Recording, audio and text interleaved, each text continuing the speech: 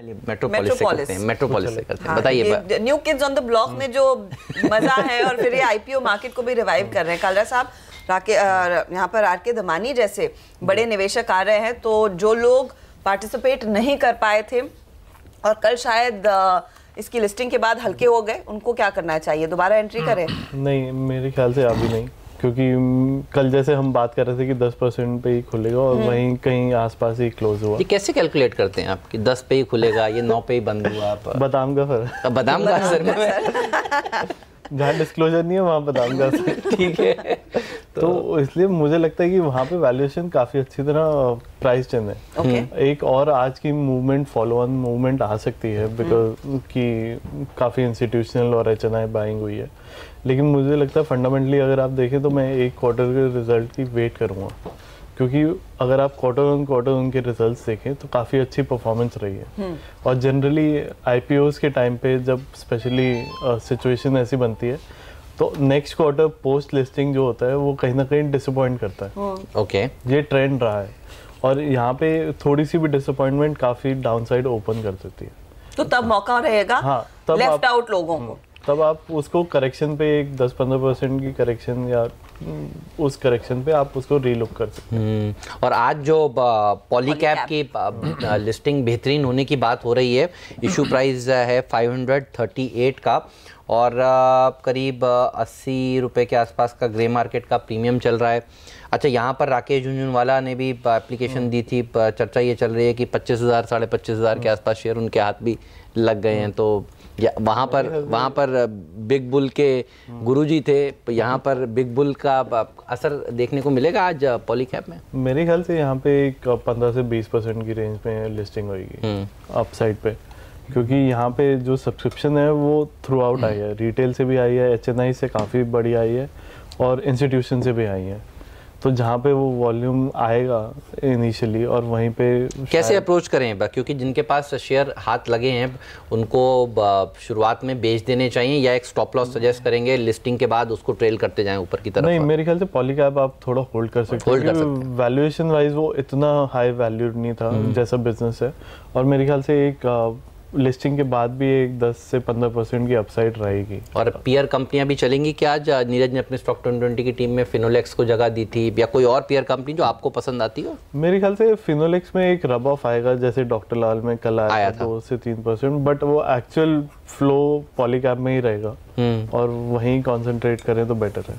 इसमें हेमंत एक और इंटरेस्टिंग चीज है, कंपनी लिस्ट नहीं हुई लेकिन फिलिप्स कैपिटल ने अभी से एक टारगेट दे दिया है, कवरेज उन्होंने शुरू कर दी, 718 की बात कर रहे हैं और 15% का प्रीमियम जो कालरा साहब कह रहे हैं, यानी कि 618 तक के लेवल्स दिखाएगा 20% पर, और उसके अंदर आप तेजी देखते हुए देखेंगे जरूर। और अभी से अगर इतना एंथुजियाज्म है तो ये मेरे ख्याल में आज सेक्टर ऑफ द डे साबित हो सकता है। बिल्कुल, तो लिस्टिंग्स पैसा बनाकर दे रही हैं, तो साथ ही में बात कर लेते हैं रेल विकास निगम की भी। और कल भी देखिए हम लोग सुबह सुबह चर्चा कर रहे थे कि FY20 जो ये फाइनेंशियल ईयर है, देखिए ये दरअसल बेहतर साबित हो रहा है प्राइमरी मार्केट के लिए। तो कल देखिए खुला सुस्त 19 रुपए का इशू था, 50 पैसे का डिस्काउंट दिया गया था, लेकिन उसके बाद क्या जोरदार रैली देखने को मिली।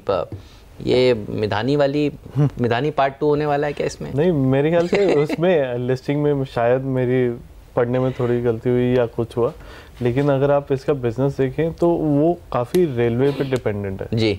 तो वहाँ पे मुझे अभी भी लगता है जो रन अप मिलेगा वो, क्योंकि आईपीओ का रब ऑफ इफेक्ट है, वहाँ पे अगर आप निकल सके तो बेटर सिचुएशन बनती है। क्योंकि मुझे फ्यूचर इस कंपनी का इतना कंफर्म या इतना अच्छा ग्रोथ नहीं दिखती। ये 20, 25, 30 रुपए वाले स्टॉक्स में होता क्या है, जब छोटे इशू हो तो कॉर्नर हो जाता है शेयर और उसके बाद फिर एक रैली बनती है।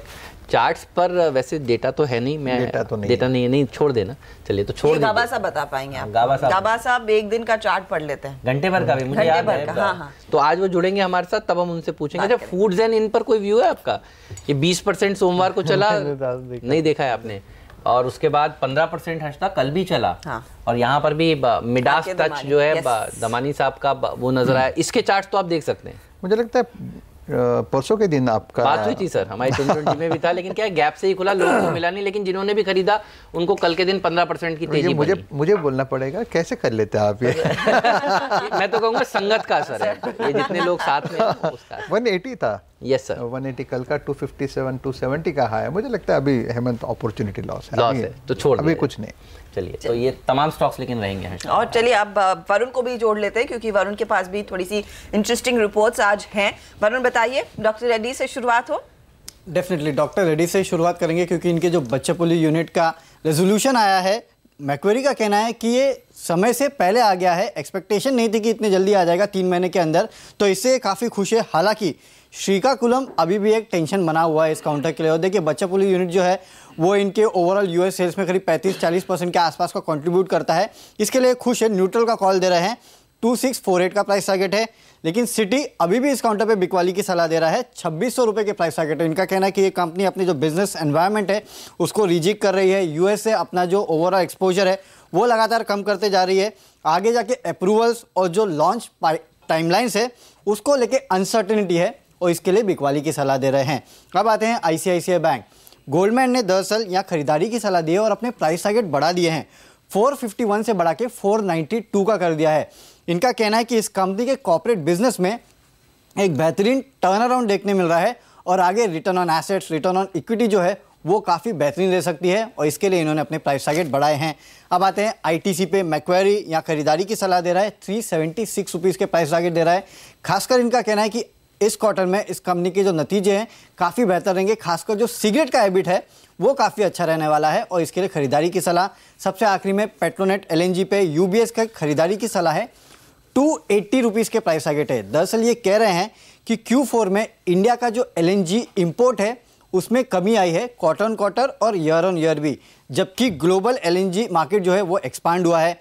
ये एक बात साफ दर्शाता है कि फर्टिलाइजर, रिफाइनरीज और पावर सेक्टर से डिमांड जो है वो कम होते जा रही है, लेकिन अभी भी ये बुलिश है। इस काउंटर पे खरीदारी की सलाह दे रहे हैं 280 रुपये के प्राइस टारगेट के साथ। राइट, तो ये तमाम स्टॉक्स हैं जिस पर नजर होगी। शुक्रिया वरुण आपका इस जानकारी के लिए। सबसे एग्रेसिव रिपोर्ट आईसीआईसीआई बैंक पर, तो दोनों ही एक्सपर्ट से बात कर लेते हैं। सतपुते जी, आपको भी लग रहा है कि एक बढ़िया टारगेट नजर आ रहा है आईसीआईसीआई बैंक में, ये स्टॉक ऑफ द डे हो सकता है? होना ही चाहिए, और इनफैक्ट ये बाय लिस्ट में था, लेकिन मैंने पर्टिकुलरली जो ज़्यादा बेटर लग रहे थे तो उसमें ज़्यादा मैंने बाय कॉल्स दिए, जो टाटा ग्रुप में ज़्यादा जो ट्रैक्शन दिखा था जी। लेकिन आईसीआईसीआई बैंक मुझे नहीं लगता कि ये भी लगा डोगा। In fact ICICI, Axis bank, Kotak bank, इसमें एक रैली दिखेगी। तो अगर बात सिर्फ आईसीआईसीआई की करूँ तो मुझे लगता है 405 से लेकर 410 ये इसका आज का टारगेट होना चाहिए। 393 ये इसका करंट प्राइस है।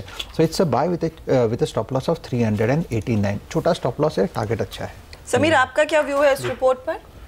मेरा स्टॉक पे व्यू पॉजिटिव। मेरे को लगता है 425 430 एक अच्छी जगह ले, और वहाँ पे वैल्यूएशंस काफ़ी प्राइस पे नजर आती हैं। 490 मेरे ख्याल से काफ़ी स्ट्रेच हो जाता है। 430 इसलिए क्योंकि अगर आप क्वार्टर ऑन क्वार्टर परफॉर्मेंस देखें तो कहीं ना कहीं वो इम्प्रूवमेंट आ रही है और नई मैनेजमेंट ज़्यादा फोकस कर रही है रीस्ट्रक्चरिंग, रीऑर्गेनाइजेशन पे। तो मुझे लगता है वो काफ़ी ज़्यादा अप कर देता है आपका कॉस्ट ऑफ फंड्स की रिडक्शन, और आपका लोन ग्रोथ फोकस काफ़ी बढ़ गया अब वापस कॉर्पोरेट्स की तरफ। तो वो लोन बुक काफ़ी हाई ग्रोथ में आ जाएगी। अगर वो 15+ में आ जाती है तो मेरे ख्याल से अब वैल्यूएशंस कहीं ना कहीं HDFC के पास जाती जाएंगी और वहाँ पे कहीं ना कहीं मैचअप होगा।